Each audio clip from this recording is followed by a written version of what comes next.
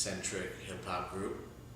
We had weed songs and Driven by Weed, The High, which was the MC, Mr. Eon, and the Mighty. For me, that was the meaning of the group. And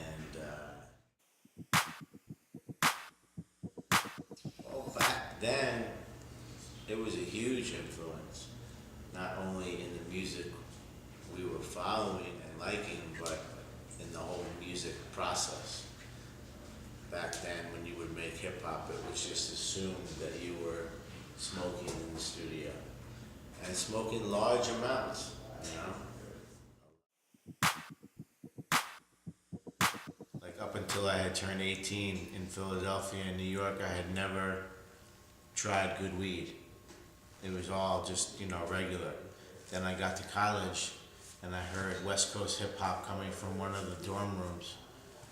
And me and this kid, we came together through hip hop, but he was from California, from LA, and he had this weed that was like, at the time it was, they called it like Kind Bud, or, so one of the early names of good weed, and then it was on from there, and I never went back to shitty weed after that, so it's kind of like pre-Kind and post-Kind.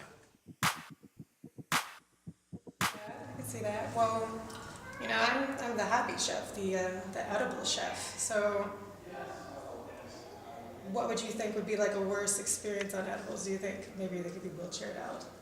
Like, have you ever had, describe to me your worst edible experience? We were on tour, and I had not smoked for a long time.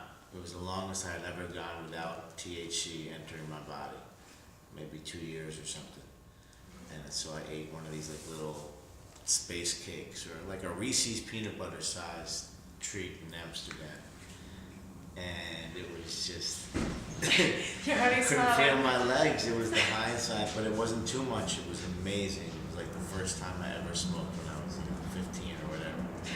And it was great. That was probably my best experience. Yeah.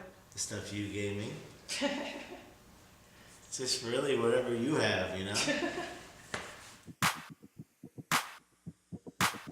I'm all for everything. The legalization of marijuana and helping people with marijuana. Like, my big slogan is marijuana never killed nobody.